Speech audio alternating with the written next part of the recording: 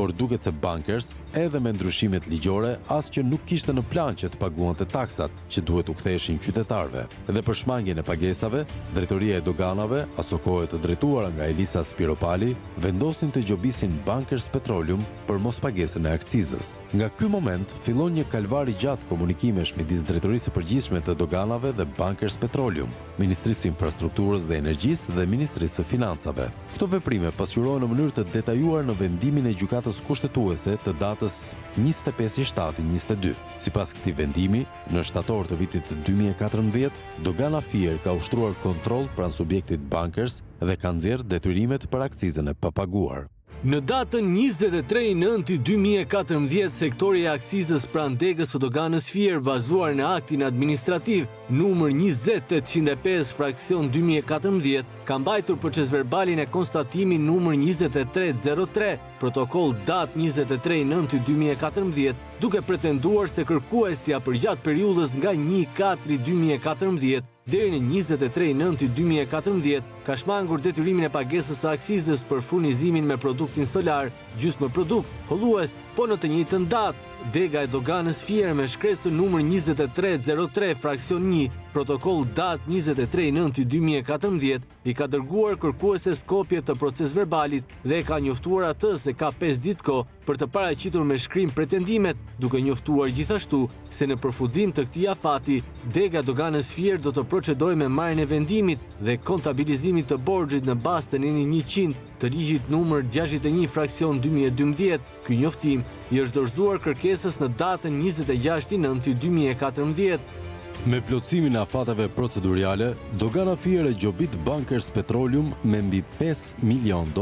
Për sa më sipër, dega e Doganës Fier në shkresën numër 2303 fraksion 3, protokoll datë 26/9/2014, i ka dërguar kërkueses vendimin numër 133, datë 26/9/2014, për shpalljen debitore të shoqërisë për shumën 589.786.660 lek në formë detyrimi të akcizës dhe shumën 1 milion lek në formë sanksionesh në favor të administratës doganore.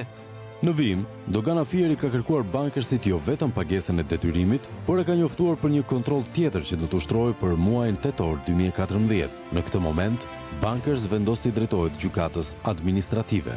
Pas këtij momenti, kërkuesja ka paraqitur kërkesë padi në gjykatën administrative të shkallës parë Tiranë, me objekt shfuqizimin e akteve administrative të Drejtorisë së Përgjithshme të Doganave numër 141/51, protokoll datë 11/6/2014, numër 20805, protokoll datë 5/9/2014 dhe numër 23754 fraksion 2, protokoll 13/10/2014.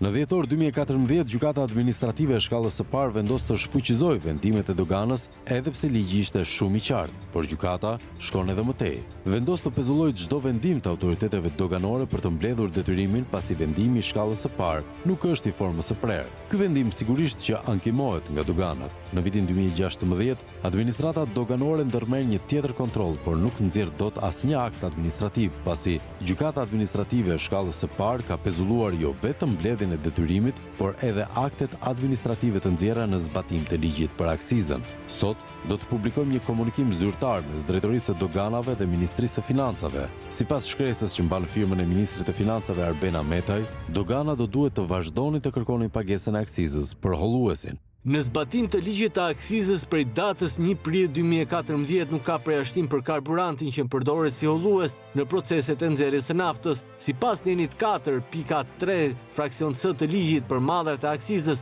detyrimi lind në momentin e hedhjes së madhrit për konsum në territor, duke përfshirë edhe momentin e konsumimit të produkteve të akcizës për qëllime vetjake brenda ambienteve të magazinës fiskale. Pra, Ministri i Financave, ai që ka propozuar ndryshimet ligjore, e thotë zeza mbi të bardhë se ligji i akcizave ndryshoi dhe tashmë Bankers duhet të paguajë.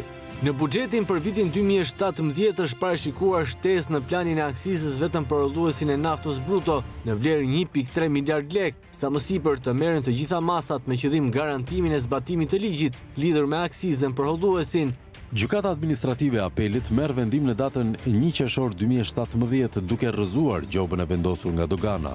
Belinda Ikonomi, asokohe në krye të doganave, rikërkon asistencë për interpretim nga organi e pror për hapat e mëtejshëm, por qëndrimi i Ministrisë së Financave konfirmohet edhe në shkresën e datës 31/8/2017, të firmosur nga zëvendës ministri Erion Luçi. Por Luçi shkon edhe më tej kur i kujton doganave se një vendim gjykate për një akt administrativ nuk mund të pengoj zbatimin e ligjit. Vendimet gjyqësore të gjykatave administrative, të cilët i referohen një çështje konkrete në një moment të caktuar, nuk mund në asnjë rast të cënojnë zbatueshmërinë e legjislacionit në fuqi, përsa më sipër të merren të gjitha masat në zbatim të ligjit për vjeljen e detyrimeve të aksizës, për hyrjes në fuqi të ndryshimeve ligjore të përmendura.